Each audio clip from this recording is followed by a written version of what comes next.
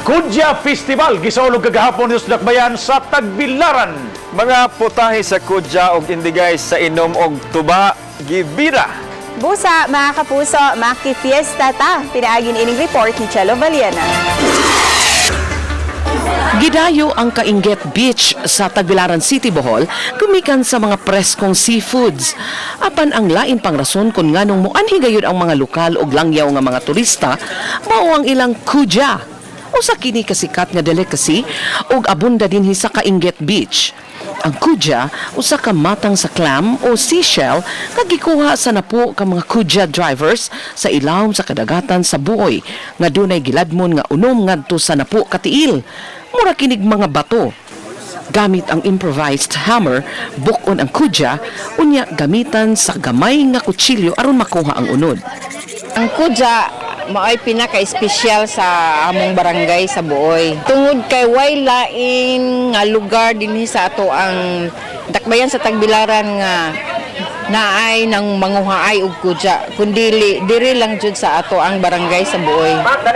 Dungan sa ika-86 nga Foundation Day sa Barangay Buoy, gipahigayon ang 4th Kudya Festival isip paghatag og bili sa kudya ug pagsaludo sa mga mananagat ug nanindan ini.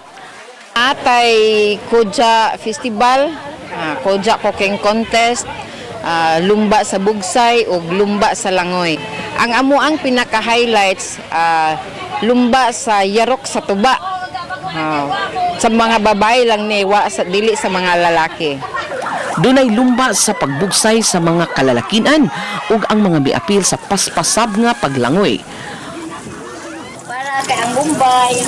Kunya doon na say cooking contest. Diin, gibida ang nagkalain-laing lamiang mga putahe nga ang main ingredient, siyempre, ang kudya. Na ay kudya steak, kudya Bicol Express, kudya adobo, kudya kaldereta ug kudya lumpia.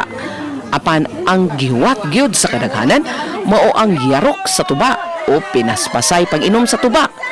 Ang defending champion mao ang tuba queen na si Helen Alagadmo, kinsa andam nga modepensa sa iyang korona. Apan doon nagyoy mihagit kang Helen kay gusto sab nga ilugon ang iyang korona. Wala na po ang imong corona. Kung kaya mo. Dunay unom ka babay ang miapil sa yarok sa tuba. Kinahanglan nilang hutdon ang usa ka dako nga baso sa tuba o coconut wine. Ug tuod man na depensahan ni Helen ang iyang korona kay wa dangti og 10 segundos iyang nahurot ang usa ka basong tuba. Isip mananaog nakadawat siya og premyo nga 300 pesos. Plano sa organizer nga mag-level up o bongga pa ang musunod nga Kudya Festival ug ilang panghinaot nga ampingan ug alimahon ang bahandi sa kadagatan. Chelo Valiana, Balitang Bisdak.